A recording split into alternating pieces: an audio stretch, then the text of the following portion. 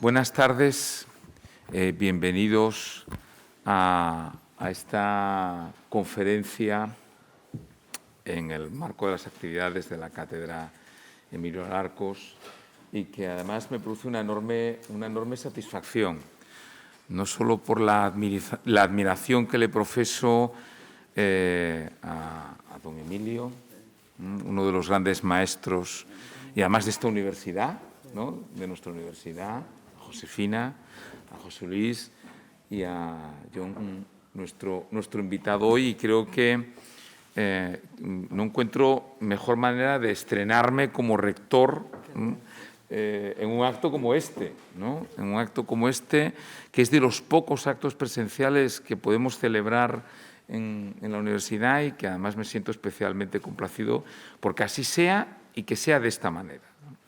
Les pido excusas por la incomodidad, ¿no?, que nos impone esta pandemia y que nos limita en aforo, porque estoy seguro que si no, este aula estaría abarrotada de público, pero que tenemos que ser respetuosos con reglas porque al final nos estamos protegiendo, ¿no? Y estamos protegiendo a los demás. Me alegra mucho, además, ver caras conocidas que son muy bienvenidas en esta que es la casa de todos, ¿no? Y eso es lo que queremos, que la universidad sea la casa de todos. Yo no voy a restarles ni a restar más tiempo ni a hurtarles a ustedes del disfrute de escuchar a Josefina, a José Luis y por último a nuestro conferenciante, ¿no? Y no por último menos importante, ¿no? Y en contra de lo que suele ser costumbre en uno de derecho, ¿no?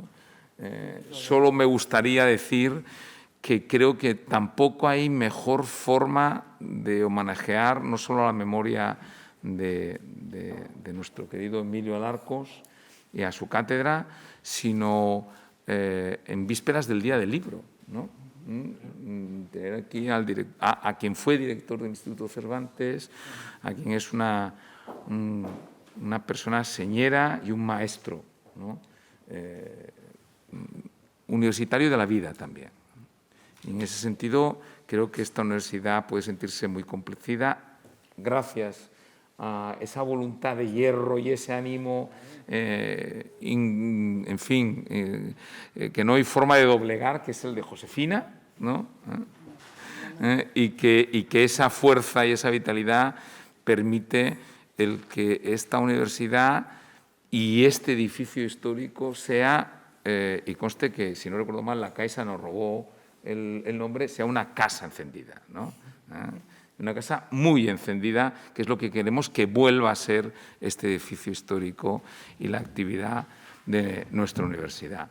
Por lo tanto, no les resto más tiempo a lo realmente importante que es escucharle a ellos y sin más le cedo la palabra a Josefina, por favor. Muchísimas gracias. Muchísimas gracias, señor rector. Buenas tardes. Rector magnífico, doctor García Martín, querido John, señoras y señores, buenas tardes. Bienvenidos al reencuentro confiado de la Cátedra Alarcos. Reanudamos las actividades presenciales de esta cátedra, interrumpidas por el malhadado virus el 13 de marzo del pasado año, en vísperas de la conferencia de nuestro invitado de hoy, el profesor Juaristi, programada para el día 17 y que naturalmente no pudo celebrarse dando al traste con todas nuestras expectativas. Durante el lamentable inciso y al decir de la letrilla que obedezca, hemos hecho lo que hemos podido, fortuna lo que ha querido. En fin, muy poco de lo que estaba programado, salvo otras iniciativas de la cátedra como el estudio y compilación de la obra larquiana con vistas a su próximo centenario. En un paréntesis del confinamiento, allá por el mes de septiembre, lo intentamos de nuevo, en condiciones de máxima seguridad.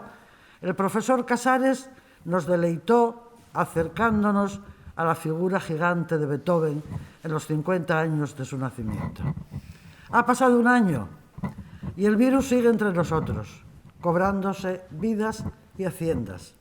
Y nadie es capaz ya de predecir cuánto tiempo más va a durar esta amenaza. A grandes males, grandes remedios. Hay que intentar vivir con el virus, no convivir, porque una de estas te mata. Defendernos de él cumpliendo a rajatabla las normas sanitarias y trabajar a como dé lugar. Decía Virgilio en las Geórgicas, fortuna audaces iubat, la suerte ayuda a los valientes, a los intrépidos. Siguiendo este consejo, convertido en proverbio durante el Renacimiento, hoy rompe este ominoso silencio la palabra esencial y autorizada del profesor Juaristi, al que vamos a tener el placer de escuchar en este foro.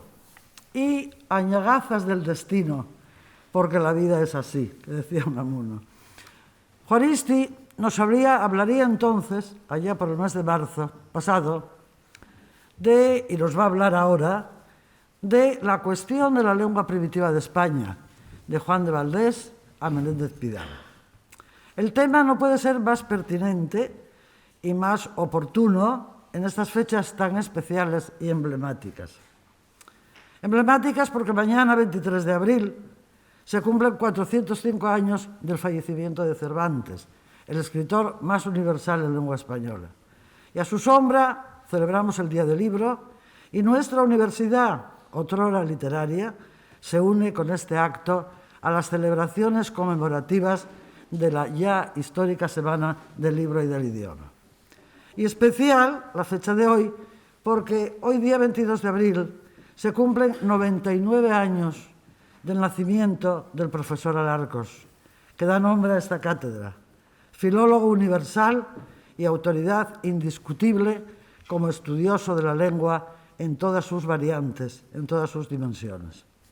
Bienvenido, querido John, a esta cátedra, que es tu casa, donde sabes que se te quiere y se te admira. Y mil gracias por acudir a esta cita en circunstancias tan poco propicias. El profesor Juaristi es un nombre fundamental del pensamiento y la cultura de nuestro país.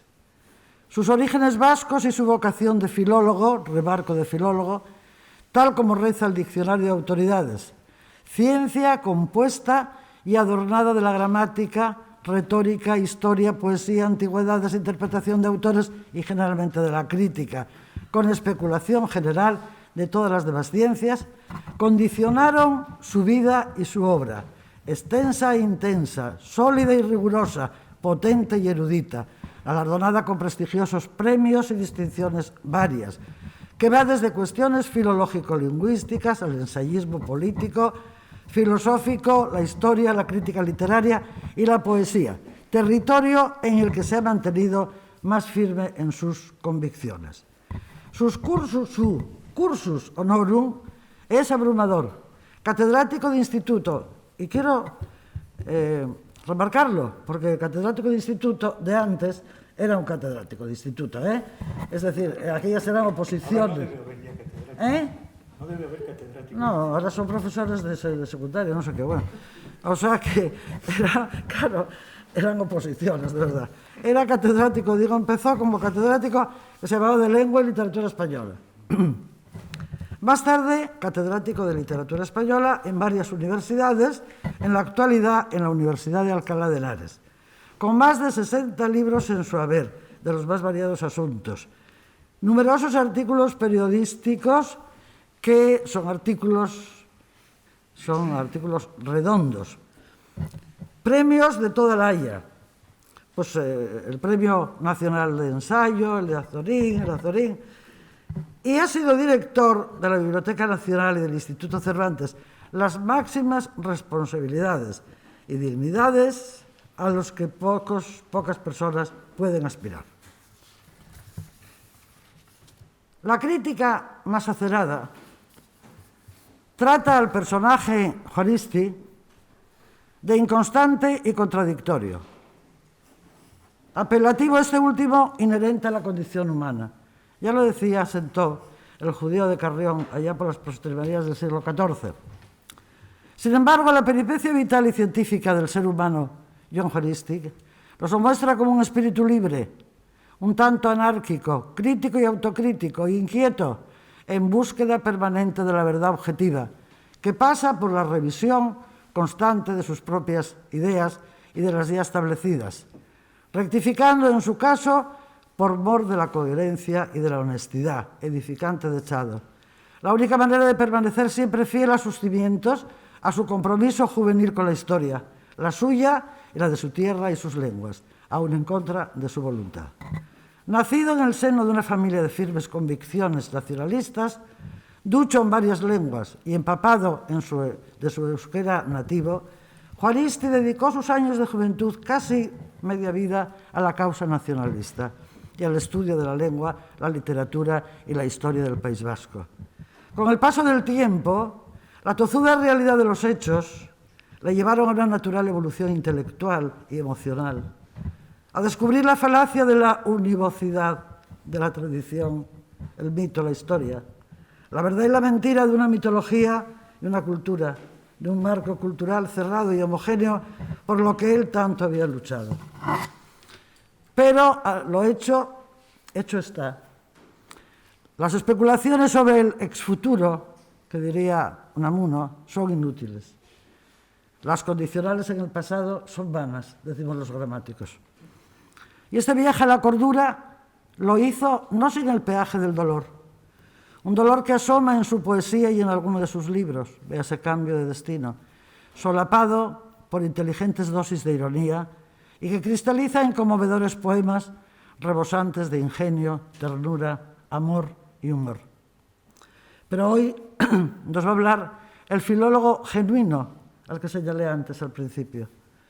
Y nos hablará de la historia, de la aventura de ese viejo y apartado dialecto nacido en la antigua Cantabria, que después de modificarse en el periodo de la Reconquista por su trato y contacto con las variedades romances de las zonas centrales y meridionales de la península, después de los cambios, de los reajustes filológicos tan importantes de los siglos XVI y XVII, se convierte en la lengua general moderna que llamamos español.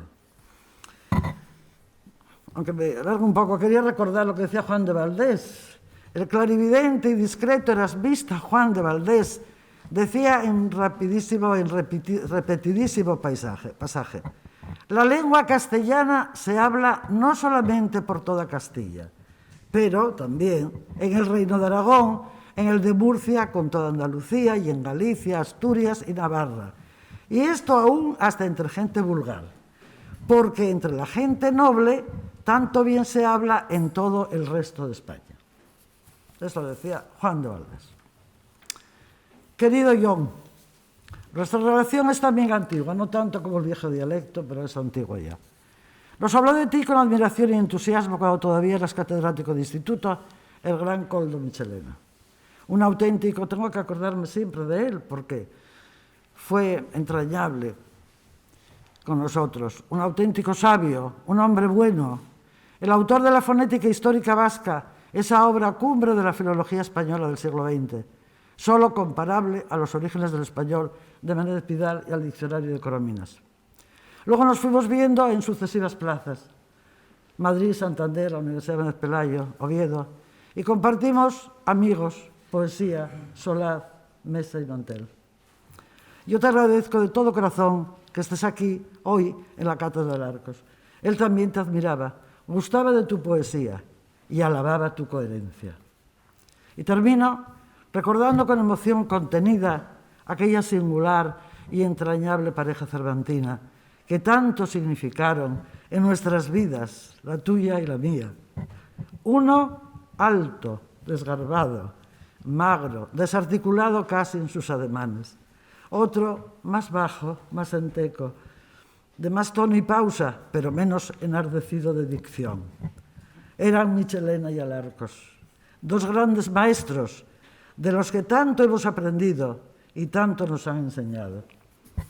Amigos fraternos, los recuerdo entre copa y copa de morada, en un coloquio largo y andante a través de las rúas almanticenses, silenciosas y en penumbra, hasta avanzada la madrugada, mientras discutían y bogaban por todas las irtes metodológicas de la ciencia. Que su memoria pura y ejemplar florezca indemne en nuestros corazones. Termino con unos versos de Jorge Guillén, a quien Emilio tanto admiraba y tanto estudió. Oh luna, cuánto abril, qué vasto y dulce el aire. Todo lo que perdí volverá con las aves. Y se perdió aquel tiempo que yo perdí. La mano dispone, Dios ligero, de esta luna sin año. Gracias, muchas gracias.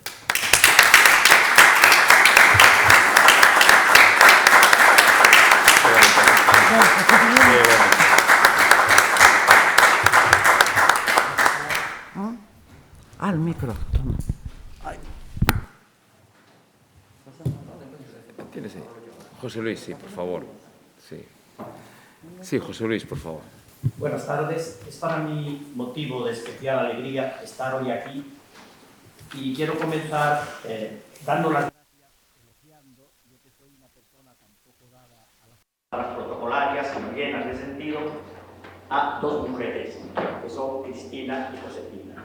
Muchas veces las he criticado, pero en este tiempo donde tanta gente cedió, donde la cultura ha ido tan minusvalorada, yo cuando cada mañana voy a Milán, a mi despacho, me hundo, me deprime ver los pasillos vacíos y el colegio enfrente, el Novo Mier, que voy a recoger a un niño y demás, lleno de niños que juegan, de profesores, de maestros que les dan sus clases, que están vacíos. Salgo y veo una ventanita arriba del despacho, sus oficiales, abierta o con la luz encendida. Digo, ahí están Josefina y Cristina, Cristina y Josefina. El mundo no se viene abajo. Saldremos de esta. Porque si estas dos mujeres han sido capaces de poner en marcha este hecho en la Universidad de Oviedo, son capaces de cualquier cosa. O sea que muchas gracias a las dos, de verdad, por estar aquí y por darnos en este hiato terrible, desde marzo hasta ahora y lo que vendrá, permitirnos respirar un poco de cultura en libertad. Y también estoy contento porque me llama Josefina para presentar a Jon Juaristi. Con Jon Juaristi tengo una larga relación de discrepancias, de admiraciones y de discrepancias. A Jon Juaristi le conocí exactamente en el año, lo recuerdo perfectamente, 1988, en el aeropuerto de Barajas, el mismo lugar que conocí también a Juan Bonilla. Íbamos a un congreso de poetas en Valencia, famoso congreso, ya todo es historia. Había publicado un libro, sacaba Diario de un poeta recién cansado, ese año sacaba otro, y yo le incluí en una antología. Desde entonces le he admirado, y lo sabe bien, como poeta, y he discrepado fundamentalmente de muchas de su labor ensayística, política y demás. Le vi en Valencia y luego recuerdo que otra vez nos encontramos. Yo había publicado un artículo en un periódico que se llama La Razón. Yo colaboraba en La Razón, pues estaba en Son, parecía ahora una especie de oxímoron. Curiosamente metiéndome con algo de él, metiéndome con él por alguna razón de estas cosas de que él habría dicho. Entonces, porque fuimos a Jerusalén. Estoy en Jerusalén con un grupo que íbamos al cincuentenario en Yad Vashem y de pronto me llaman, el día anterior haciendo mi artículo, y es Jon Juaristi, a quien no había visto desde el 88, que estaba en Jerusalén allí con el embajador de España y demás, alguna de sus actividades maravillosas de interrelación con el mundo judío. Pero ha pasado el tiempo, he leído muchos libros suyos, he discrepado, he admirado una obra que es su biografía de Unamuno, y he estado pensando que hoy en día la figura más equivalente a Unamuno es Jon Juaristi. Sí. Nació en Bilbao. Unamuno fue marxista desde el comienzo, publicó en los periódicos socialistas, el que es socialista de entonces, también Juaristi, muy euskaldún, bueno, muy amante de su tierra y sus tradiciones, su lengua, y luego llega a Salamanca, evoluciona y pasa a una defensa de España, de Hispania, un poco contra el euskera, pero tiene algo en común con Unamuno, y es que los dos son escritores de todos los géneros literarios, que ensayistas, hace memorias, biografías, novela, autobiografía, de todo, poesía, y son personas irritantes, porque me doy cuenta de, bueno, pero Unamuno no era eso lo que hacía en su tiempo. Lo que hacía Unamuno es lo que hace, en cierto modo, Juaristi. Vulgarmente dicho, tocar las narices al pensamiento admitido aquí. Unamuno era el paradójico, era la persona que salía por peteneras y que hoy hablaba de uno y de otro, y así estuvo hasta el final. Precisamente, a mí me acordaba este paralelismo porque leyendo una revista hoy, Crónica, del año 34, aparece una foto, varias fotos, donde está Unamuno cumple 70 años, es ciudadano de honor de la República, y va Aniceto Alcalá Zamora en Salamanca y toda la pompa de esa celebración. Cumple 70 años Juaristi, podemos celebrarlo, aunque ahora no pueda acompañar el presidente de la República, entendemos. Pero poco después Unamuno, ciudadano de honor, apoya, es decir, lo más contrario, apoya la sublevación militar en defensa de lo cristiano. O sea, el salto realmente alucinante después de ser el que había atacado a Primo de Rivera. Pero es que después de meterse, de apoyar a Franco y todas estas cosas, luego llega el 12 de octubre y valientemente defiende a catalanes y a vascos y venceréis, que lo convenceréis, etcétera, etcétera.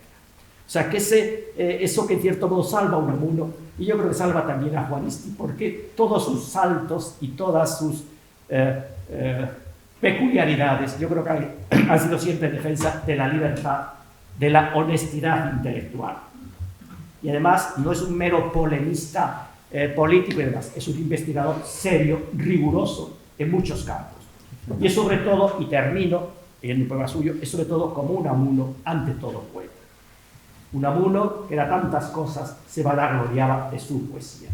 Se vanagloriaba, o sabía que no podía haber hecho nada si no fuera poeta. Eso me pasa a Juaristi. Es un poeta excepcional y un poeta también, en cierto modo, como Unamuno, desigual. Unamuno, saben que tenía la idea de los poemas que eran como los hijos, había que leerlos a todos. Es que no tachaba ningún poema malo. Malos, buenos, todo lo tenía allí. No distinguía. Pues en el caso de Juaristi, espero que no lo tome a mal de tanto elogio, tampoco le importa el poema de un espesor lingüístico y con ideas, porque también como Unamuno odiaba la poesía que era mera música, la poesía evanescente del modernismo, tenía ideas, conceptos, algo que no cabía, en cierto modo, pensaba en el poema, el sentimiento. También lo hace Juaristi. Y también tiene poemas que son pura broma, con bartes, ni te cases ni te embarques, o cosas así, que yo borraría, pero en fin, es parte del personaje, que tiene un sentido del humor también muy grande. Y para introducir su conferencia, y un poco con cierta tal, voy a leer un poema en torno al casticismo. Otra coincidencia con Unamuno comienza sus grandes ensayos en torno al casticismo. Y el casticismo, con sobre todo tal, entonces era la identidad patria, que era España, que es Euskadi, la edad nacionalista, que es el nacionalismo, todas estas cosas que ha estudiado también. Pero este poema es de otra etapa previa, años 80. Es el momento en que Juaristi parece comenzar a traicionar a la progresía, a los tópicos, y pasa de escribir en euskera en el momento de las lenguas regionales o las otras lenguas españolas, etcétera, a escribir en español o castellano. Y el poema en torno al casticismo se lo dedica a Fanny Rubio, que me desaconsejó escribir en la lengua del imperio, aquellas épocas en que era así.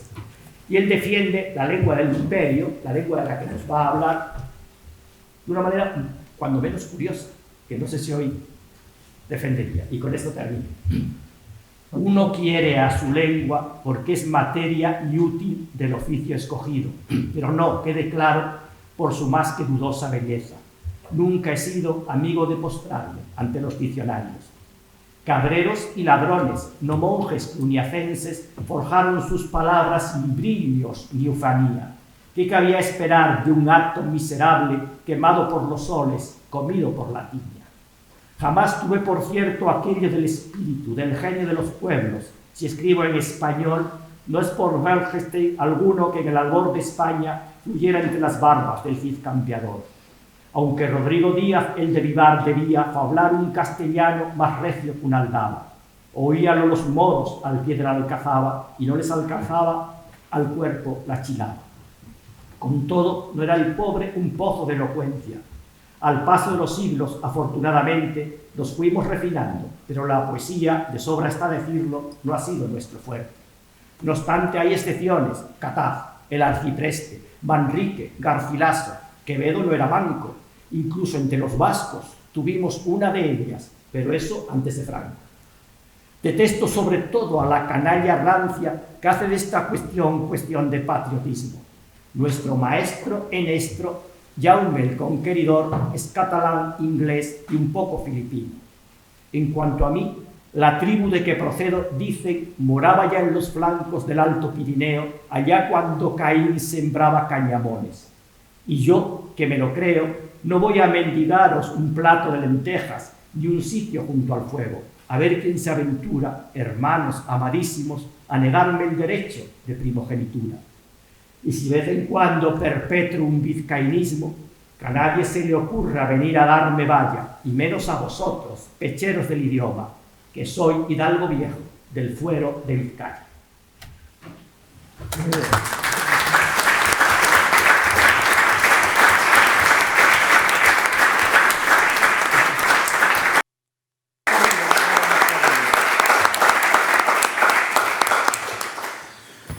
Profesor, tienes la palabra. Pues ahí.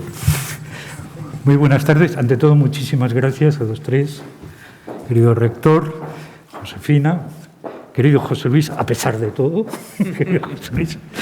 Y voy a hablar, digamos, lo más esquemáticamente que pueda de este tema, de el debate en torno a la lengua primitiva de España, que es algo que comienza a suceder, comienza a acontecer en el siglo XVI, como resultado de alguna forma de la normalización del castellano, que se convierte en español en esos momentos, y que suscita inmediatamente la cuestión de cuál fue, digamos, la primitiva lengua hablada en España. Pero, en fin, eso es lo de menos. Lo que quería decir es que este asunto de la lengua primitiva quería haber sido el argumento fundamental de un libro que no he escrito. Pensaba hacerlo durante este año último. ¿Por qué? Bueno, pues porque me voy a jubilar en septiembre, mejor dicho, en agosto, ya es mi último año como profesor universitario, y para quitarme de medio, digamos, antes de lo previsto, pues me han concedido un sabático. Me han concedido el sabático más mezquino y miserable del que se tenga noticia, porque ha coincidido con la pandemia, entonces no he podido dedicarme, digamos, a viajar por el mundo a investigar una cosa tan estupenda como esta de la polémica sobre la lengua primitiva de España. Y como además ya los de nuestra edad, la de José Luis y la mía, digo, Josefina es mucho más joven y el rector también, pues nos falta un poco esa dimensión del horizonte del futuro inmediato, y uno no sabe si los libros que empiezan los va a acabar, pues realmente tampoco esto me ha animado demasiado a ponerme a ello. Con lo cual puedo decir de ese libro que nunca escribiré lo que Steiner decía de los libros que no he escrito. Decía, bueno, un libro no escrito es algo más que un vacío. Acompaña a la obra que uno ha hecho como una sombra irónica y triste. Es una de las vidas que podríamos haber vivido, uno de los viajes que ya nunca emprenderemos. Bueno, algo sí me pasa con esta historia de la lengua primitiva, pero en fin, voy a soltar, digamos, unas cuantas ideas acerca de la lengua primitiva que he ido acumulando estos últimos años. Y como José Luis ha hablado del fuero de Vizcaya y de los hidalgos, y Josefina ha hecho referencia, digamos, a Cervantes, al aniversario de la muerte de Cervantes, digamos, ya mañana, pues voy a empezar con un fragmento del Quijote. Es un fragmento muy conocido, el final del capítulo octavo, que es el capítulo más emblemático de la primera parte del Quijote, porque es el capítulo de la aventura de los molinos de viento. Inmediatamente después del trastazo contra las aspas del molino de viento, Don Quijote, todavía muy maltrecho, y Sancho emprenden, digamos, el camino de Puerto Lápice, donde tienen esta aventura con los frailes benitos, que vienen con su mozo en sendas mulas, y detrás viene un carruaje que lleva a una señora vizcaína, digamos, a embarcar hacia las Indias, donde está su marido, seguro que con algún chollo de estos que se buscaban los vizcaínos en el siglo XVI por sistema, digamos, en las Indias o donde fuera. Y con ella viene el escudero vizcaíno, al que tiene esta trifulca con Don Quijote. Voy a leer simplemente el encuentro entre los dos. Don Quijote, después de machacar a los frailes benitos, y mientras Sancho está desnudando uno de ellos, se acerca al carruaje para decirle a la señora que, en fin, que esto lo ha hecho, por supuesto, de una forma totalmente altruista, pero dice que vaya al Toboso a presentarse a Dulcinea y a contarle lo que ha hecho por ella, por Dulcinea, Don Quijote. Entonces el escudero se le acerca y pasa lo siguiente. Dice, todo esto que Don Quijote decía, escuchaba un escudero de los que el coche acompañaban, que era vizcaíno, el cual, viendo que no quería dejar pasar el coche adelante, sino que decía que luego había de dar la vuelta al Toboso, se fue para Don Quijote y, asiéndole de la lanza, le dijo en mala lengua castellana y peor vizcaína de esta manera. Y ahora hay que figurarse cómo sonaría en los oídos de la gente de la época de Cervantes lo que dice el escudero. Yo me lo imagino más o menos así. Anda, caballero, qué mal andes, por el Dios, que crióme que si no dejas coche, así te matas como estás ahí, vizcaíno. Entendióle muy bien Don Quijote y con mucho sosiego le respondió. ¿Y cómo hablaría Don Quijote? Pues como un manchego cualquiera, por ejemplo, como Bono. Si fuera caballero como Loreg, yo ya hubiera castigado tu santez y atrevimiento, cautiva criatura. A lo cual replicó el vizcaíno, yo no, caballero, juro a Dios tal mientes como cristiano. Si lanza arrojas y espadas sacas, el agua y cuán presto verás que el gato llevas. Vizcaíno por tierra, hidalgo por mar, hidalgo por el diablo, y mientes que miras y otra cosa dices. Si otra dices cosa. Ahora lo veredes, dijo Agrajes, respondió Don Quijote. Ahora lo veredes, dijo Agrajes, probablemente. Bueno, entonces empieza la bronca, y con este párrafo se inicia la conclusión del capítulo 8 de la primera parte del Quijote. Recordarán ustedes que Cervantes deja a los dos enemigos inmóviles, una especie de foto fija o de fotograma fijo de una película, levantando las espadas, porque está el daño de todo esto, dice Cervantes, en que en este punto y término deja pendiente el autor de esta historia esta batalla, disculpándose de que no halló más escrito de estas hazañas de Don Quijote de las que deja referidas. Bien, el título del capítulo 8 no hace referencia al enfrentamiento de Don Quijote con el vizcaíno, sino a la aventura inmediatamente anterior, que es la más emblemática y típica, como he dicho, del quijotismo, la de los molinos de viento. Y el hecho de que Don Quijote le niegue la condición del caballero es lo que irrita al vizcaíno, como ha irritado previamente a Don Quijote cuando el vizcaíno también le llama mal caballero, sin más. En la edición del Quijote que tengo a la vista se hace equivaler, no esta, porque esta la he comprado esta tarde en Ojanguren. Aquí es la edición de Gonzalo Pontón. He entrado en Ojanguren y he encontrado otras piezas, dos piezas interesantes de las que quiero hablar porque tienen bastante que ver con esto. Una es la segunda edición de la biografía de Esteban de Garibay, de Julio Caro Baroja, se llama Los vascos en la historia a través de Garibay, tiene bastante que ver con lo que voy a decir. Y otro es, no lo tenía yo, que es Palabras Clares, es una antología de un cuarto de siglo de poesía asturiana, antologada por José Luis García Martín, que hace la introducción por otra parte. Bien. Bueno, pues los dejo aquí de momento y sigo con este asunto. Pero en la edición que yo manejaba cuando estaba haciendo este esquema, que es la de Alberto Blecua en Austral, en la colección Espasa, se hace equivaler en nota a pie de página vizcaíno a vasco. Vizcaíno equivaldría a vasco. Se trata sin duda de una aclaración no superflua para un lector actual, porque vizcaíno no es simplemente, digamos, originario del señorío de Vizcaya, sino en la época de Cervantes vizcaíno era además guipuzcoano y a la vez a las tres provincias se les aplicaba, a los tres territorios, la condición de vizcaíno. Y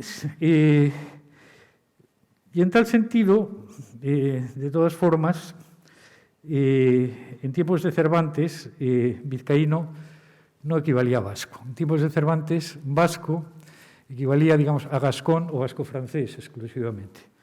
De tal forma que es errónea, por ejemplo, la traducción de vizcaíno por basque que hace John Rutherford en la versión española actual del Quijote en inglés para Penguin Classics. En la época de Cervantes, como digo, vasco equivalía a gascón o bearnés, y en el Quijote probablemente había vascos, pero no en el capítulo 8, el escudero vizcaíno no era vasco, digamos, sino mucho más adelante, en la partida de Roque Guinart o Roque Guinarda, bandolero histórico, algunos de cuyos compañeros eran hugonotes bearneses. En la época de Cervantes todavía había un foco importante de calvinismo en el país vasco-francés, que se llama el país vasco-francés o la Navarra francesa o el Bearne.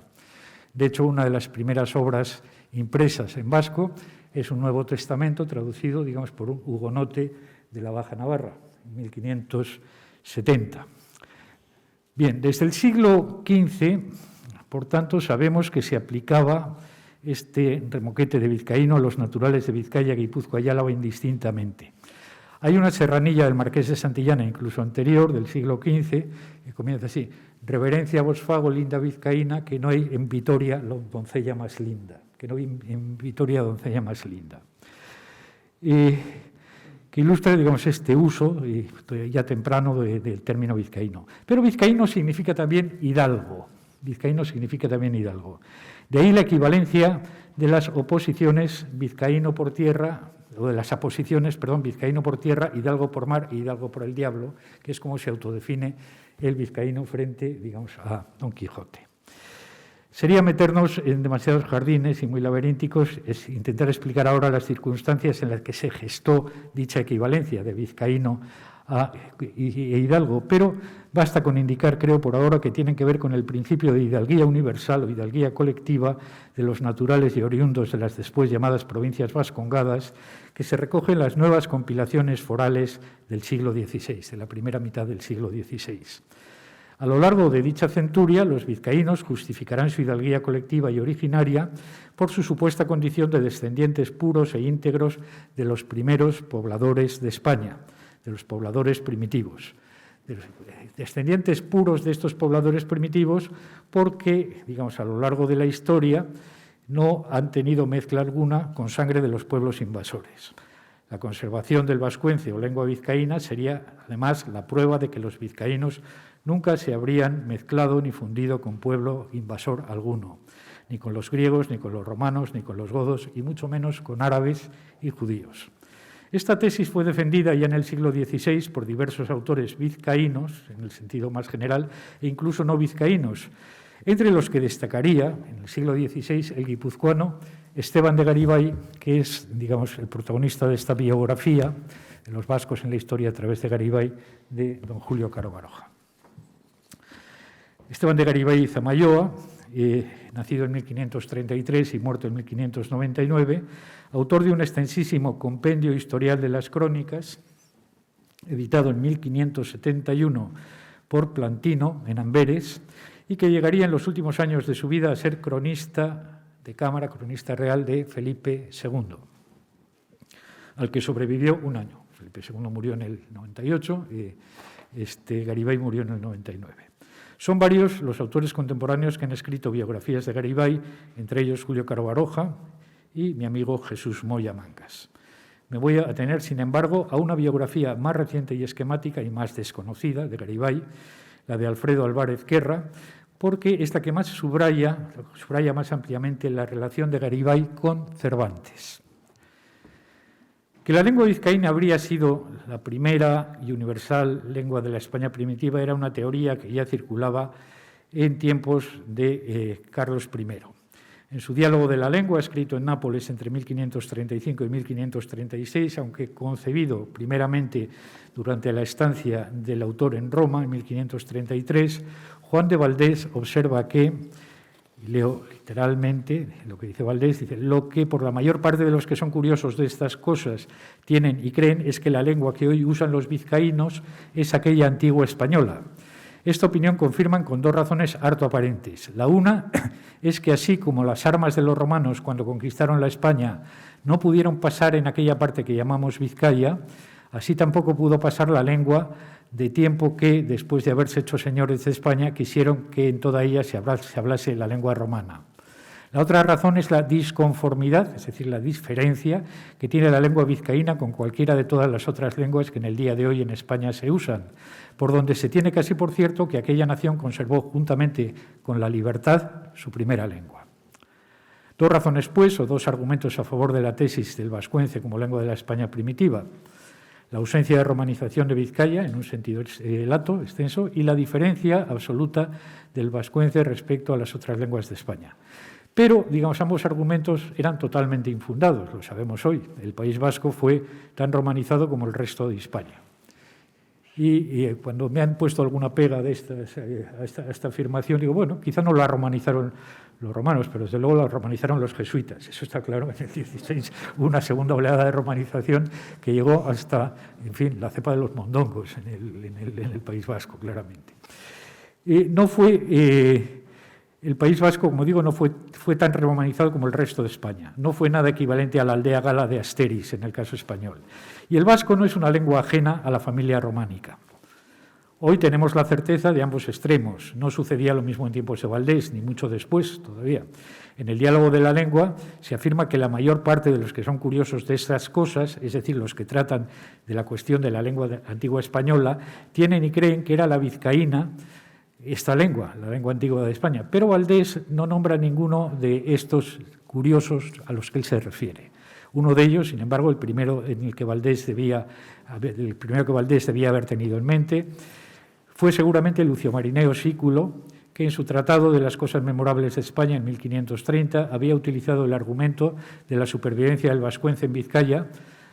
Dice que sobrevivió por la soledad de aquellas regiones y el poco trato y conversación que tenían con los extranjeros, lo que era tan cierto como la ausencia de romanización, porque realmente en el País Vasco el trato, digamos, con los extranjeros era tan frecuente como, digamos, en la Armuña, en principio, por lo menos. Lo que era tan cierto como la ausencia, como digo, de romanización y de la gran diferencia entre la lengua de los vizcaínos y todas las demás. Yo, a estas alturas, después de haberme dedicado mucho, digamos, a estudiar este aspecto de la relación del euskera con las lenguas románicas, creo que la lengua que más se parece al vasco estructuralmente, y no solamente estructuralmente, incluso en muchas palabras, es el rumano, curiosamente.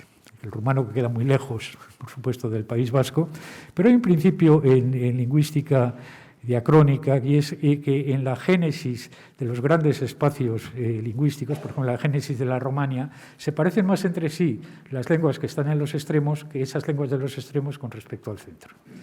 En el caso del vasco, bueno, es un momento, yo ya he hecho alguna observación sobre esto, pero quería seguir profundizando, pero en fin, esto es un poco, digamos, una idea que dejo caer aquí. Juan de Valdés, que asegura que fue de la opinión de esa mayor parte de los que pensaban así, de los curiosos de estas cosas, dice que la mudó más tarde y vino a pensar que la lengua primitiva de España fue el griego.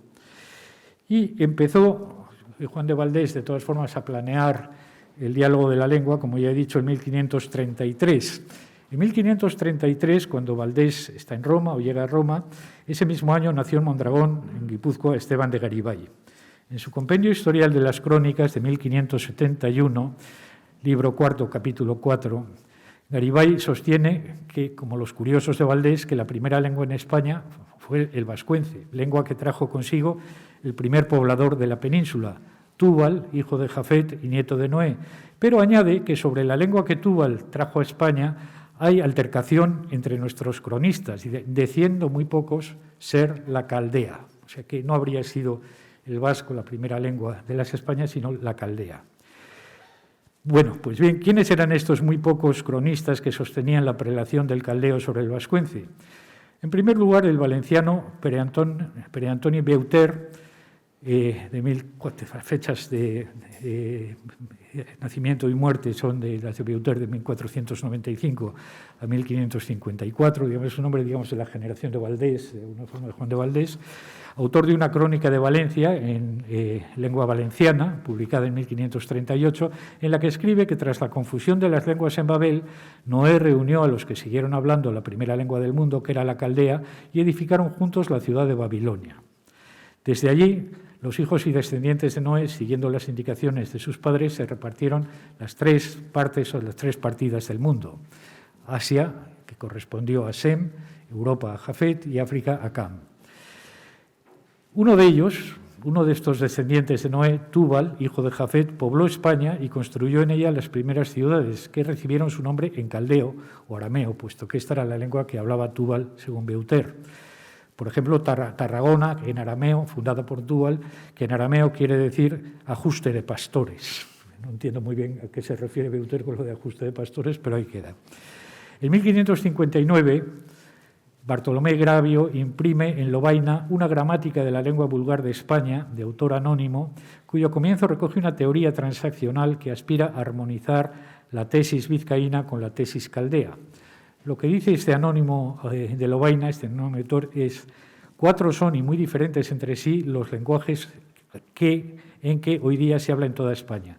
Al primer lenguaje llaman vascuence, que es la lengua de Vizcaya, de la provincia y de Navarra. La provincia es Guipúzcoa, siempre, ¿eh? La provincia con mayúscula es Guipúzcoa. Tiene su origen esta lengua y reconoce por madre a la lengua caldea. Esto es muy curioso. Es decir, este autor, quien quiera que fuera, dice que el vasco viene del caldeo. Y a continuación dice algo todavía mucho más curioso. Dice, bueno, esta es muy notorio, que según parece lo más grave de los varones, que esta lengua, el vascuence, es la más antigua lengua entre todas las otras que se hablan por toda España en este tiempo. Síguese tras esta, la segunda lengua que entra en España, según este autor de la gramática de Lovaina, es la arábiga, que es verdaderamente hebrea, la cual tiene el lugar segundo no solo por su antigua y noble descendencia, como también por haber escrito en ellas muchos españoles bien y agudamente diversas obras en todas las artes liberales. Esta se habla en el reino de Granada y en parte de los reinos de la Andalucía, es decir, de la Andalucía occidental, que era lo que equivalía a Andalucía en esa época, de Valencia y Aragón. La propuesta del autor de la gramática es, por tanto, que el vascuence sería la primera lengua de la península, la traída a España por Tubal, aunque derivaría de la caldea, y digamos, la segunda lengua habría sido la árabe, lo que es una teoría, como digo, verdaderamente original, puesto que sabemos, según Valdés, que las dos lenguas que se disputaban en la época de Valdés la condición de española antigua eran la vizcaína y la griega. El árabe ni cuenta, ni nadie había pensado en el árabe como segunda lengua de España. Además, el autor de la gramática de Lovaina identifica el árabe con el hebreo. Todo esto es muy raro. Repárese, en fin, que los lugares donde se seguía hablando el árabe en 1559, según la gramática de Lovaina, son aquellos con mayor presencia de población morisca. Es decir, el reino de Granada, en primer lugar, los reinos de Valencia, de Andalucía occidental y Aragón. Creo que no sería muy descabellado la hipótesis de que el autor de la gramática fuera probablemente un morisco que abogaría por el reconocimiento del árabe como una de las lenguas ancestrales y propias de España, lo que por metonimia trataría también de enfatizar la condición española originaria de sus hablantes, de los moriscos. Volveré sobre ello, pero tengo que decir, cuando hace la derivación del vasco de la lengua caldea, tengo que referirme a una leyenda que desde finales del siglo XV funcionaba por toda España. Es decir, circulaba por toda España. Es la leyenda de que los vascos realmente son descendientes, o los vizcaínos en esa época, eran descendientes de los judíos indultados por Tito, por el emperador Tito, después de la destrucción del Segundo Templo de Jerusalén, después de la destrucción de Jerusalén.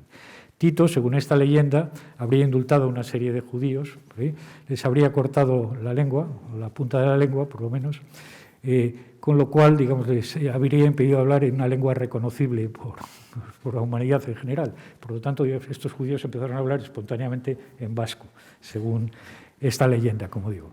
Y de ahí vendría también el mismo nombre que habrían recibido los vizcaínos, es decir, vizcaínes, 2 veces caínes, porque mataron a Abel y mataron a Cristo después, y en fin, que habrían edificado sus primeras ciudades en el País Vasco, a donde fueron a morar porque nadie los quería en ningún otro sitio, y por tanto se fueron a las anfractuosidades de la cordillera cantábrica y del Pirineo en el País Vasco, y ahí fundaron sus 2 primeras ciudades, que eran Fuenterrabía, es decir, la fuente de los rabinos, y Amezqueta, que es donde pusieron su mezquita, o sinagoga, pero en fin, bueno, esto es un lío. Pero en cualquier caso, esa leyenda funcionó durante mucho tiempo, digamos, en España, como una especie de tópico burlesco frente a los vizcaínos, y el último que lo utilizó fue el conde de Lemos, el destinatario de la dedicatoria de la segunda parte del Quijote en Cervantes, que publicó una especie de opúsculo, un panfleto muy divertido que se llama El búho español contra las demás aves de España. Entonces, el búho gallego,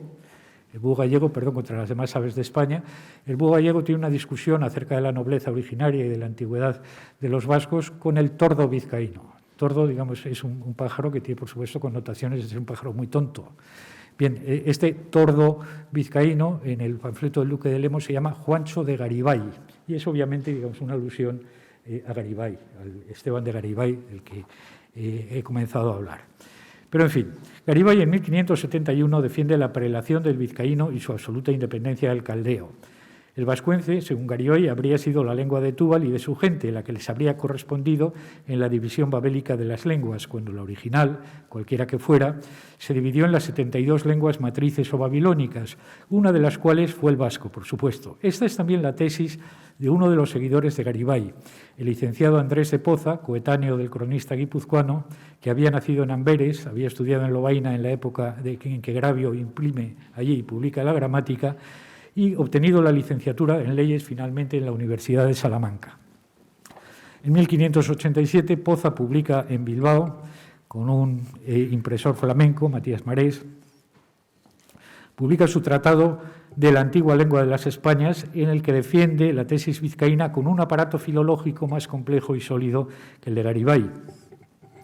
Y propone una teoría para explicar por qué algunas ciudades por Túbal y sus descendientes llevan nombre caldeo, y es que los príncipes, que son muy conservadores, siguen poniendo nombres a sus hijos y tierras en las lenguas de sus antepasados, como hicieron los godos o los francos, sin ir más lejos. Pero es el momento de volver a la posible relación entre Garibay y Cervantes. Se conocieron y se trataron, según Alfredo Alvar, en sus apuntes biográficos sobre Garibay, fue casi seguro. En primer lugar, ofrece un dato muy bien conocido, que es que en 1605, en Valladolid, vivían en el mismo edificio, de casas de vecindad en Valladolid, si bien en pisos diferentes, obviamente, Cervantes con sus hermanas y la viuda de Garibay, Luisa de Montoya, con sus hijos, Luis, clérigo, y Esteban, un muchacho por entonces de 15 años, que había sido bautizado en 1590, teniendo como padrino a Benito Arias Montano, que era muy amigo de Garibay. Perdón, a Benito Arias Montano no. Benito Arias Montano era muy amigo de Garibay, pero el padrino de este Esteban había sido Alonso de Ercilla, el autor de La Araucana. Como es bien sabido, el 26 de junio de 1605 murió en casa de Cervantes un caballero navarro, casa de Cervantes en Valladolid, Gaspar de Espeleta, que había sido herido en una reyerta a la puerta de la vivienda de los Garibay y de los Cervantes. Como resulta de las indagaciones de la justicia, Cervantes y sus hermanas van a parar y a pasar algún tiempo en la cárcel de Valladolid, y sin embargo los Garibay se les interroga, pero no se les molesta en absoluto. Alvar sitúa el comienzo de una posible relación directa entre Cervantes y Garibay, sin embargo, en 1587. Ese año, Garibay consigue un triunfo personal al lograr el traslado a Toledo, donde residía desde muchos años atrás, de los restos de Santa Leocadia mártir, que se habían conservado hasta entonces en una iglesia de Flandes. Antes de entrar en Toledo con gran pompa y fiesta, el cortejo que llevaba el ataúd de Santa Leocadia hizo escala en Esquivias, donde vivía por entonces Cervantes. Y bien, ese mismo año Cervantes abandona Esquivias, donde deja a su esposa, y traslada su residencia a Toledo. Garibay, muy cercano a la Compañía de Jesús, por otra parte, como sucede con los vizcaínos ilustres de la época, forman una especie de piña en torno a la Compañía de Jesús, ya desde tiempos de San Ignacio. Hay que recordar, por cierto, que uno de los jesuitas jóvenes de la segunda generación de la compañía, sobrino de San Ignacio, Antonio de Araoz, había escrito, digamos, una carta a San Ignacio diciéndole, que todavía no era San Ignacio, por cierto, era el fundador de la compañía, diciéndole que no hay que dejar entrar, digamos, en la compañía, digamos, a la gente berriac, se lo dice en vasco. Gente berriac son las gentes nuevas, es decir, los cristianos nuevos. Solamente deben entrar aquí los vizcaínos, es decir, los que sean limpios de sangre e hidalgos al mismo tiempo, porque, digamos, la categoría de vizcaíno mezcla los dos rasgos característicos, la limpieza de sangre y la nobleza, ¿no? Digamos. Esto no sucedía en el resto de España, es decir, un hidalgo podía tener, y no pasaba nada, digamos, ascendencia de judíos o de moros. Pero en el caso de los vizcaínos, como el argumento a favor de su nobleza colectiva era su antigüedad y su pureza de sangre, los dos conceptos, la limpieza de sangre y la hidalguía, estaban íntimamente unidos.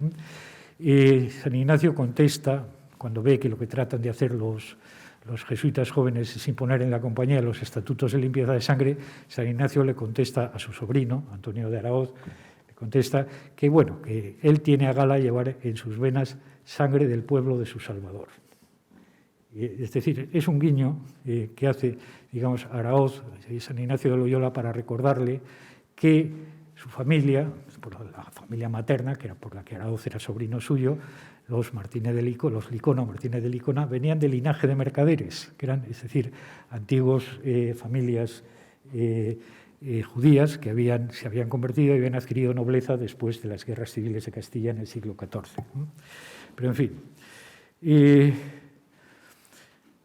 Pues bien, Cervantes, ese mismo año, 1587, deja a su esposa y traslada su residencia a Toledo.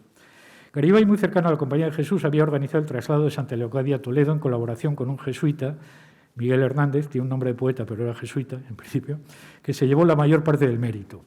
Garibay andaba en tratos entonces con la Compañía para abrir un colegio de jesuitas en su villa natal, en Mondragón. No lo consiguió, pero tomó parte en la celebración de la beatificación de San Ignacio también en 1587, ese mismo año en que Poza publica en Bilbao el Tratado de la Antigua Lengua de las Españas y en que Cervantes se traslada desde Esquivias a Toledo. En 1590, como digo, nace el segundo hijo de Garibay, que es llevado a la pila, digamos, por Alonso de Ercilla, el autor de la Araucana, al que Cervantes conocía y estimaba. La Araucana se libra, como recordarán ustedes, del fuego en el donoso escrutinio al que el cura y el barbero someten la biblioteca de Don Quijote. Pero lo que refuerza el supuesto de un reconocimiento recíproco directo es la relación de ambos, de Cervantes y de Garibay, con el comerciante y proveedor de las flotas reales Pedro de Insunza y Lequeitio, de un linaje vitoriano de mercaderes. Cervantes fue empleado de Pedro de Insunza desde que salió de Esquivias, como decomisador de cereal con destino al aprovisionamiento de la Armada Invencible. Y declaró como testigo a favor de Pedro de Insunza en el proceso que se le abrió por las acusaciones de haber especulado en su propio beneficio con parte del trigo decomisado. Ese mismo año, 1593, Garibay, muy vinculado también a Pedro de Insunza, redactó el testamento de este último, de Pedro de Insunza. En cualquier caso, y aunque no hubiera existido una relación directa, es prácticamente imposible que Cervantes no conociera a Garibay, que era uno de los personajes más prominentes de la España filipina, de la España de Felipe II. Personaje famoso, como digo, en su tiempo y con una fama muy dudosa por sus marrullerías y por sus negocios un tanto oscuros, que consistían básicamente en un tráfico de ejecutorias de nobleza y en lo que se llama en inglés blackmail, es decir, un tipo de extorsión, digamos, que ponía en aprietos, digamos, a determinadas familias nobiliarias. Si Garibay, que era, digamos, una especie de rata de archivos, sacaba documentos auténticos o falsificados, da igual. Entonces Garibay tenía en ese sentido una fama terrible. Ya en tiempos de Quevedo era un personaje del folclore. Ya había muerto hace tiempo, pero se hablaba en toda España del alma de Garibay. El alma de Garibay había quedado flotando en el espacio post-mortem porque no lo querían ni Dios ni el diablo, ni el cielo ni el infierno. Entonces había quedado una especie de zona indeterminada, ¿no? Por ahí. Garibay aparecía también como el mayor defensor de la prelación del vascuence entre las demás lenguas de España y de la mayor nobleza y antigüedad de los vizcaínos entre los pueblos de la península y de su orgullo por no haber sido nunca sometidos ni conquistados por invasor alguno. Este aspecto, el de que los vizcaínos eran digamos, una Braña invicta, le había granjeado antipatías en Toledo, donde se recordaban muy bien los orígenes de la carrera como burócrata y genealogista de Garibay. ¿Por qué? Porque en 1559, cuando Garibay contaba 26 años y sus méritos se reducían a ser un vástago de familia hidalga, ocioso y aficionado a la lectura de viejos papeles y legajos, Garibay había sido comisionado por las juntas de la provincia de Guipúzcoa para reclamar que se enmendara un párrafo de la historia o descripción de la imperial ciudad de Toledo del cronista toledano Pedro de Alcocer, publicada en la misma Toledo en 1554, y en cuyo libro primero, capítulo 67, se podía leer que Alfonso VIII de Castilla había conquistado, tomado por la fuerza, decía Alcocer, al rey de Navarra a toda Guipúzcoa, que le había sido usurpada la Castilla originaria. Celosos de su condición de provincia invicta, los guipuzcoanos negaban tal conquista y defendían en su lugar la tesis del carácter de entrega pactada y voluntaria de la provincia de Guipúzcoa al reino de Castilla. Como la defensa de tal reclamación habría sido difícil y compleja ante la Chancillería de Valladolid, que es donde se dirimían, digamos, estos pleitos en el caso de Castilla, del antiguo reino de Castilla, las juntas de Guipúzcoa y Garibay en su nombre optaron por una maniobra bastante vidriosa. Se enteraron de que Alcocer, toledano, que era un personaje un tanto desconocido entonces, estaba al servicio del duque del Infantado como pendolista, como secretario del duque del Infantado. El duque era un Mendoza, descendiente del marqués de Santillana, de oriundez vizcaína, alavesa, venía de la Torre de los Mendoza en Álava. Lo que hizo Garibay fue presentarle una queja en nombre de la provincia al duque del Infantado por un ultraje a la condición hidalga de los vizcaínos, entre los que el duque del Infantado se contaría, por oriundez. Garibay se presentó en el Palacio Ducal en Guadalajara en compañía del abad del monasterio Jerónimo de Lupiana, amigo y protegido del duque, al que había convencido de la justicia de la reclamación, que era la de exigir, por supuesto, la eliminación del párrafo en cuestión de las siguientes ediciones de la historia de Alcocer, del libro de Alcocer. Se convocó a Alcocer a un debate con Garibay en presencia del duque y del abad. Fue una encerrona a la que Alcocer no tuvo más remedio que someterse y en la que se plegó, no había otro remedio, a las exigencias de Garibay y de Guipúzcoa, aunque no debió darse mucha prisa en cumplirlas porque no se publicó ninguna nueva edición de su crónica, ni expurgada ni íntegra. Hay que observar, sin embargo, que tampoco la noticia escueta de la conquista de Guipúzcoa, incluida por Alcocer en la crónica, debía ser del todo inocente por parte de Alcocer, porque en Toledo, ciudad imperial, predominaba en la poderosa nobleza local el orgullo de su supuesta estirpe gótica, el goticismo, diríamos, lo que se oponía tanto a la nobleza universal vizcaína de supuesto origen bíblico, como ya en esos momentos a la incipiente nobleza o alta nobleza granadina de origen nazarí, o de origen moro. A esto me referiré ahora, digamos.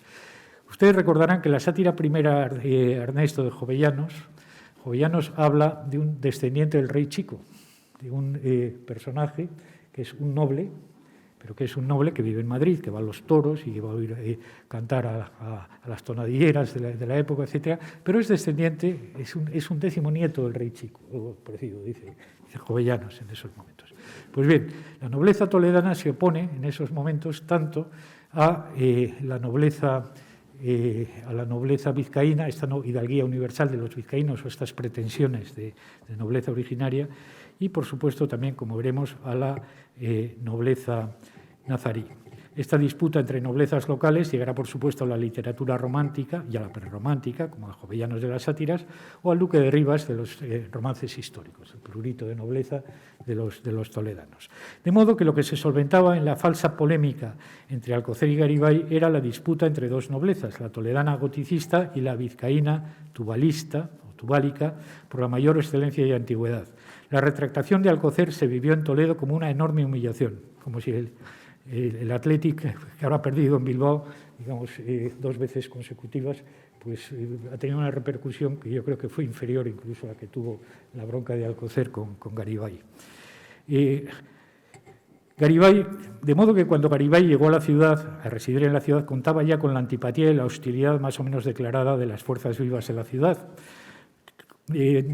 Hostilidad que pudo en parte contener gracias a su cercanía a los jesuitas, que debían considerar como una obligación proteger a un paisano de su fundador, y gracias también, como Jesús Moya demostró en su momento, a la hábil administración de sus conocimientos de genealogía y heráldica, o sea, un uso de la historia y de las fuentes documentales que debió rozar muchas veces la extorsión. Es seguro que Cervantes, quizá antes, pero seguro que después de su instalación, seguro que después de su instalación en Toledo, conoció esta historia de la disputa de Garibay y de Alcocer y la transformó en el episodio de la pelea entre Don Quijote y el vizcaíno, en la que se dirimía, obviamente, el contencioso entre los dos tipos de nobleza, la de los hidalgos vizcaínos, por tierra, por mar, por el diablo, como dice el escudero vizcaíno, y la de los nobles toledanos. Ambas concepciones se encarnan en el escudero vizcaíno y en Don Quijote símbolos del vizcaínismo, del tubalismo y del goticismo, y proyecciones literarias de las figuras históricas de Garibay y de Alcocer. La batalla entre el hidalgo bufo y el caballero no menos bufo viene a ser, pues, la continuación del falso debate de Guadalajara, o sea, la continuación, diríamos, de la política por otros medios, como habría dicho Clausewitz, ¿no? Pero aún falta otra parte de la historia. Cervantes ha dejado a los dos contendientes, como se recordará, espada en alto, al final del capítulo 8. El movimiento se interrumpe como, digamos, una imagen, un fotograma fijo en una película, y vuelve a ponerse trabajosamente en marcha en el capítulo siguiente, el capítulo 9. Pero antes tienen que ocurrir otras cosas. La visita del autor del Quijote, el narrador interno del Quijote, al Alcaná de Toledo, o sea, al mercado de la antigua sedería de Judería de Toledo, de los sederos, donde ojea los cartapacios que un chico ha llevado a vender a uno de estos tenderos, a uno de estos sederos, y encuentra allí, entre los pliegos escritos en aljamía, que contienen los cartapacios, una ilustración pintada muy al natural de la batalla entre Don Quijote y el vizcaíno, puestos en la misma postura, dice escribe Cervantes, que la historia cuenta, con sus espadas levantadas. Tenía a sus pies escrito el vizcaíno, dice Cervantes, un título que decía Don Sancho de Azpeitia, que sin duda debía de ser su nombre. Bueno, pues así nos enteramos por fin del nombre hasta el entonces anónimo escudero del capítulo anterior, el capítulo 8, Don Sancho de Azpeitia. El nombre está muy bien, es muy sonoro, y aunque Sancho sea nombre también de villano escudero de pega, como Sancho Panza o Sancho Zancas en la susodicha ilustración, también es un nombre de reyes y de nobles auténticos. Y aquí un inciso.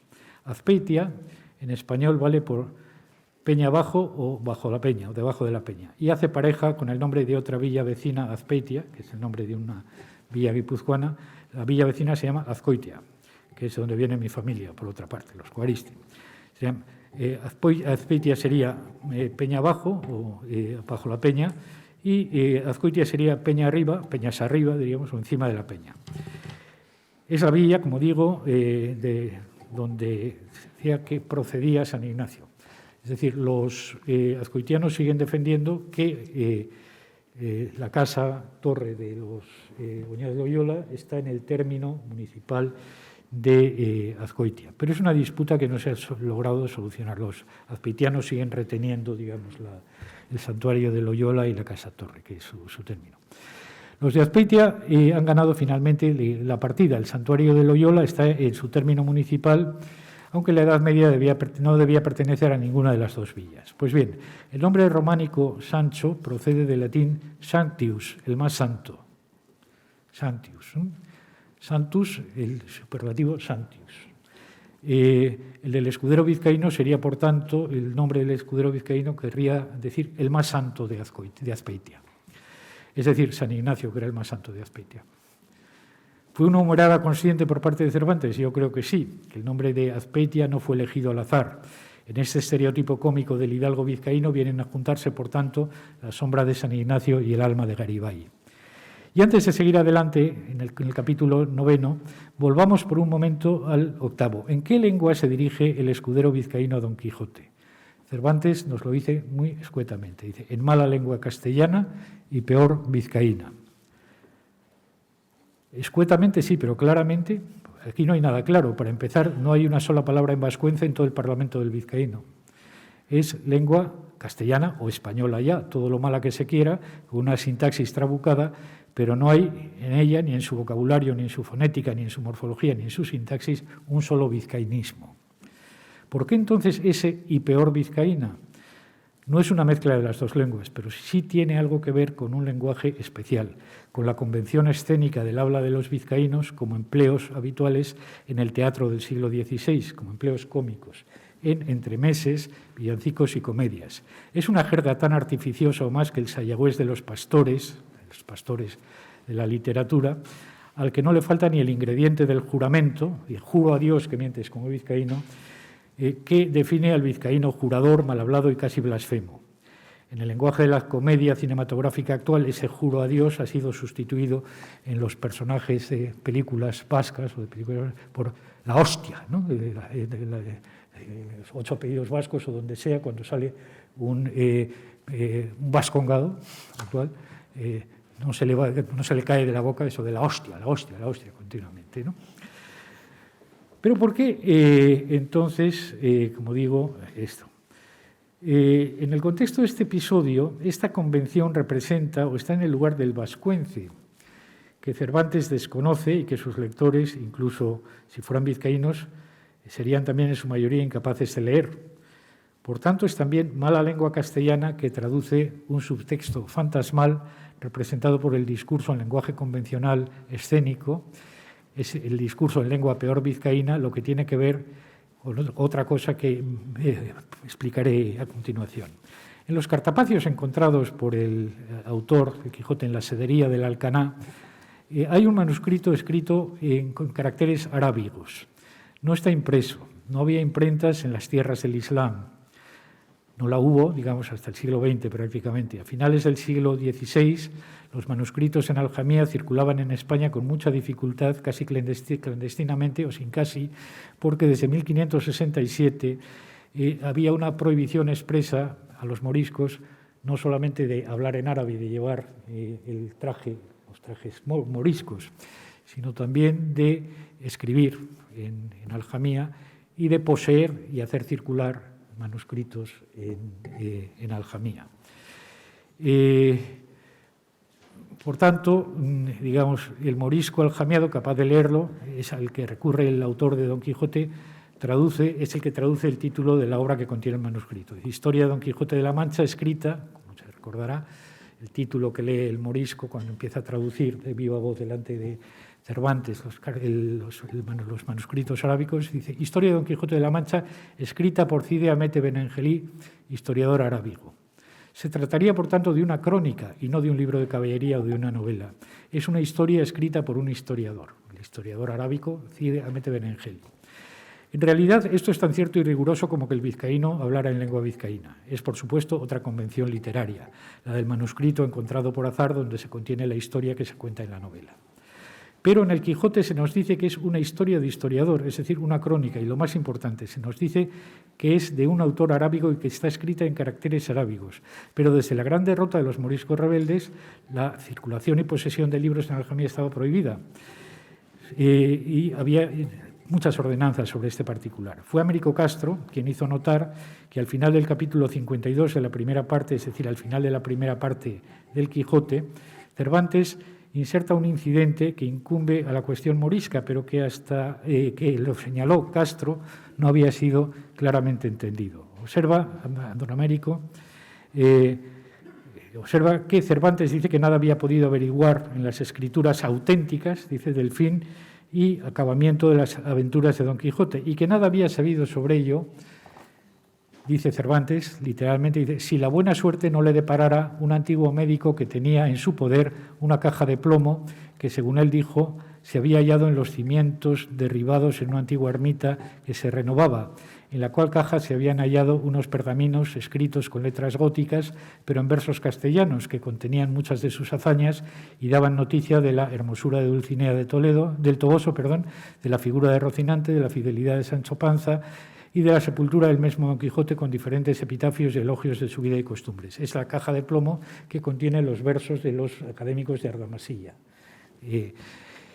Y, pues bien, ya Américo Castro observó que este final de la primera parte contenía una alusión nada benévola al caso de los libros de plomo del Sacromonte granadino, y más en concreto al primer hallazgo milagroso que había desatado en Granada la locura castiza de la diócesis granadina, dirigida entonces por el obispo Pedro de Castro, defensor contra toda sensatez de la autenticidad del pergamino que se había hallado en la Torre Turpiana en 1588, con un jofor, con una profecía, en árabe en teoría, pero una profecía en aljamía que contenía palabras en árabe, latín y castellano o español del siglo XVI, cuando pretendían haber sido escritas los libros de plomo y este pergamino por los varones apostólicos, los numerosos varones apostólicos que habrían acompañado a Santiago el Mayor en su evangelización de España. Cabe recordar aquí, que aunque sea también muy de pasada, que Pedro de Castro había apelado a la autoridad de Garibay para defender la autenticidad del pergamino y de los libros plúmbeos, tomando del compendio historial el dato de que la Virgen María, que se había constituido tras la ascensión en una especie de cabeza del colegio apostólico, habría sido la que envió directamente a Santiago el Mayor a España con el encargo de evangelizarla el año 37 de la era común. Por no alargar demasiado las explicaciones, recordaré sucintamente que los libros de plomo, escritos en caracteres arábigos y en un árabe raro y arcaizante e intraducible realmente por los que sabían árabe, contenían textos teológicos de claro sesgo islamizante, aunque se presentaban como obra de los acompañantes de Santiago, cristianos que habrían venido a España hablando en lengua caldea, es decir, en árabe. El cristianismo habría sido traído a España, por tanto, en lengua árabe y por cristianos arabófonos. Sabido es que Pedro de Castro, el obispo de Granada, que estudió árabe para certificar con mayor conocimiento de causa la autenticidad de los libros, no se atrevió a encargarse él mismo de la traducción y se le encomendó a dos médicos moriscos de Granada que se habían ofrecido a hacerlo, Alonso del Castillo y Miguel de Luna, que habían sido probablemente los autores de la falsificación. A estas alturas esto parece bastante evidente, o sea que un poco el autor de las falsificaciones, el que había enterrado al pie de la Torre Turpiana el pergamino y el pañuelo de la Virgen, las reliquias de San Esteban y después los libros de plomo en la colina de Valparaíso, en el Sacromonte, habría sido Alonso del Castillo, que a su vez era el suegro del otro médico morisco y traductor de los plomos, que era Miguel de Luna. Pero volvamos al manuscrito aljamiado decididamente Benengeli, fuente ficticia de la primera parte del Quijote desde el capítulo 9, hasta que muy cerca ya del final es sustituido como tal por el pergamino de la caja de plomo hallada en poder del médico manchego, médico, por cierto, como Alonso del Castillo y Miguel de Luna. Lo de la historia decididamente Benengeli le fue inspirado a Cervantes con entera seguridad por la crónica apócrifa de Miguel de Luna, titulada Verdadera historia del rey don Rodrigo, atribuida a un alcaide moro, Abulcasín Tarif Abentarique, que habría acompañado al rey Miramamolín Almanzor, rey del África y del Arabia y conquistador de España. Esta crónica de Miguel de Luna, que no figuraba como autor de la misma, lógicamente, se inspiraba lejanamente en la crónica del rey don Rodrigo Prostrimero, rey de los godos, de Pedro del Corral, compuesta hacia 1430, conocida también como Crónica Sarracina, y que era una novela de caballería, no exactamente una crónica, ni pretendía serlo. Sin embargo, Luna finge tomarse en serio la recreación ficticia de la pérdida de España que se encuentra en la Sarracina y en los romances de ella derivados, pero para darle la vuelta, porque según la falsa crónica de Abulcasín Tarif Abentarique, España no se habría perdido con la invasión árabe, sino que por el contrario habría sido restituida en su antiguo y primordial estado. Se recobró lo que se había perdido, su verdadera pérdida a manos de los visigodos, de la invasión y conquista de España por los visigodos, que habrían sometido y esclavizado a su población primitiva, a los auténticos españoles, sucesores de Túbal, que no eran los vascos sino los moriscos, o los antiguos españoles de lengua árabe.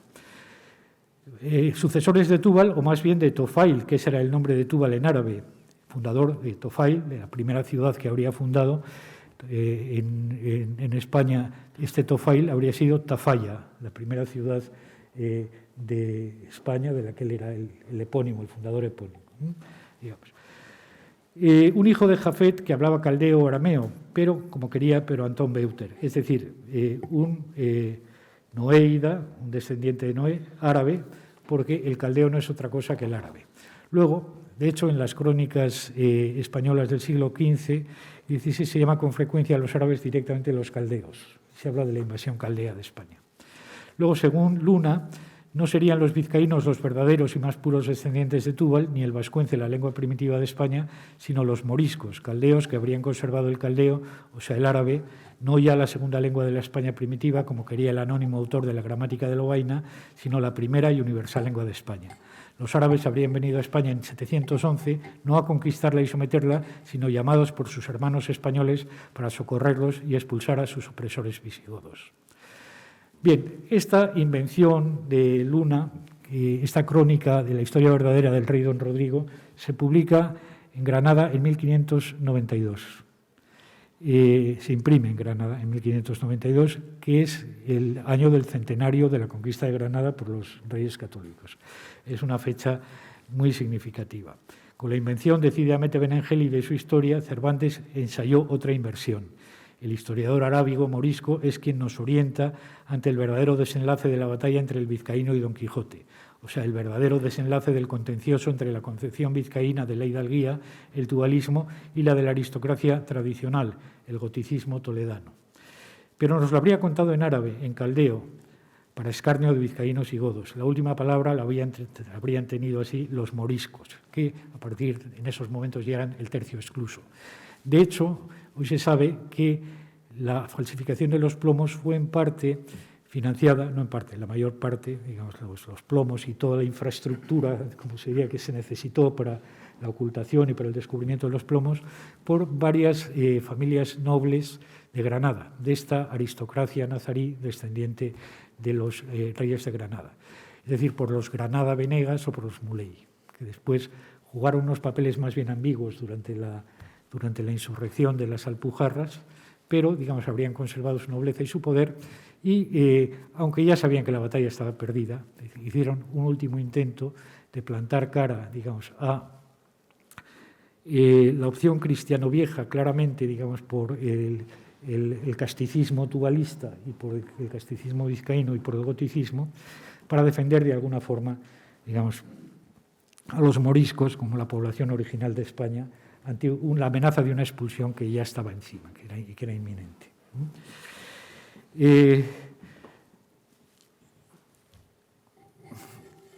En 1605, año de la publicación de la primera parte del Quijote, los que estaban a punto de perder definitivamente la partida eran los moriscos, porque es evidente que la verdadera historia del rey don Rodrigo salía, en combinación con los pergaminos y libros apócrifos de Granada, a oponer el goticismo de Alcocer y el vizcaínismo de Garibay a otra alternativa, la idea de una España primitiva poblada por gentes de lengua árabe y caldea, de la que los moriscos serían los más legítimos descendientes, los más españoles entre los españoles.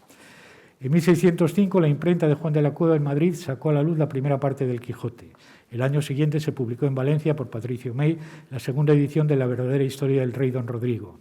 En 1607, la imprenta de Enrico Martínez publicaba en México, Ciudad de México, la capital de la Nueva España, los discursos de la antigüedad de la lengua cántabra vascongada de Baltasar de Chave, guipuzcoano como Garibay, pero de Zumaya, no de Mondragón, pintor de iglesias y vecino de México. La síntesis del contenido que aparecía bajo el título en la portada misma de los discursos de la antigüedad de la lengua vascongada decía: «Introdúcese aquí la misma lengua vascongada en forma de una matrona venerable y anciana que se queja de que, siendo ella la primera que se habló en España y en general en toda ella, le hayan olvidado sus naturales y sustituido otras extranjeras. Habla con las provincias de Guipúzcoa y Vizcaya, que le han sido fieles, y algunas veces con la misma España». Esta edición de los discursos de la lengua cántabra vascongada llevaba al frente unos versos del licenciado Arias de Villalobos, que era un sacerdote novohispano, autor de teatro y poeta, una de cuyas estrofas decía, hablando de Vizcaya, decía: no hay linaje en Gracia Dei era el genealogista más famoso de esos momentos, no hay linaje en Gracia Dei de sangre más generosa, pues es por lengua y por ley cristiana, vieja y ranciosa e hidalga más que el rey. Está hablando de Vizcaya. Que en antiguo pergamino yo vi escrito en vascuence fino, si yo por testigo valgo, que no será el rey hidalgo si no fuera vizcaíno. Es decir, que lo que podía tener de noble, incluso el rey de España, lo tenía por su relación con oscuras antepasados vascongados.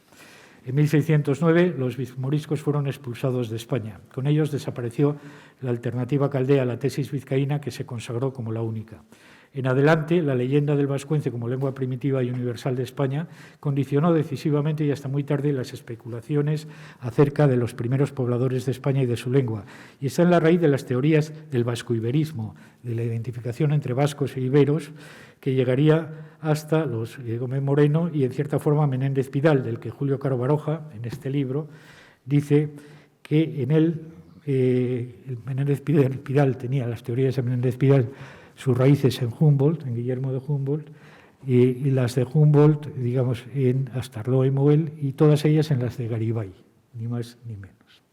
Bueno, pues con esto terminamos en la víspera del aniversario de la muerte de Cervantes.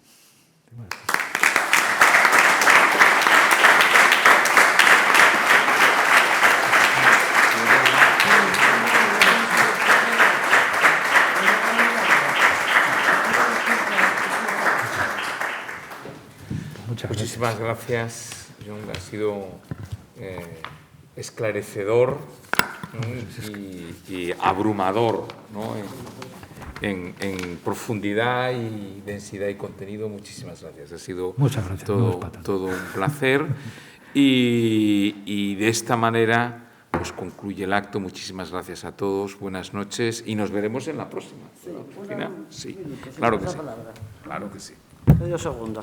Bueno, agradecerte ese recorrido por la intrahistoria de la lengua tan interesante, con anécdotas de las tesis vizcaínas tan curiosas, ¿no? Las anécdotas, muy bien, estupendo.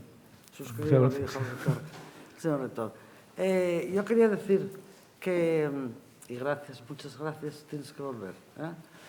Quería decir que no se me olvide, que agradezco, tengo que subrayarlo, agradezco de corazón, al mismo acorde, la presencia tuya, rector, aquí, del Vicerrectorado de Extensión Universitaria, Carmen Galvas, José Antonio, de la facultad, el vicedecano está ahí, porque a mí me gustan las representaciones institucionales, me gusta la formalidad en los actos. Y, bueno, rector, flamante rector, hace 2 meses nada más que le invistieron con la dignidad más alta a la que aspira cualquier universitario.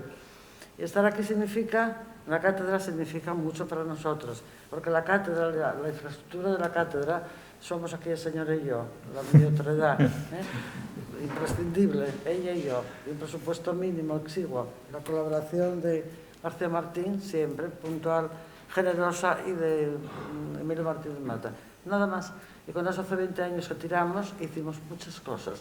Estar aquí, recién llegado, que tienes tantas cosas que hacer, es importante porque significa compromiso con la cátedra, significa abrigo, que nos arropáis, que os parece bien lo que estamos haciendo. Y eso, naturalmente, pues eso, es de agradecer porque somos, nada más, nosotros dos, y vamos a seguir. Y queremos, si estáis de acuerdo, parece que bendecís, que sancionáis el proyecto, eso para nosotros es ánimo, es entusiasmo y es una manera de seguir adelante y pensar que el proyecto lo reconocéis y seguir adelante hasta donde podamos. De manera que muchas gracias por vuestra presencia. Podrías, eliminarla porque tienes muchas cosas que hacer, ¿no?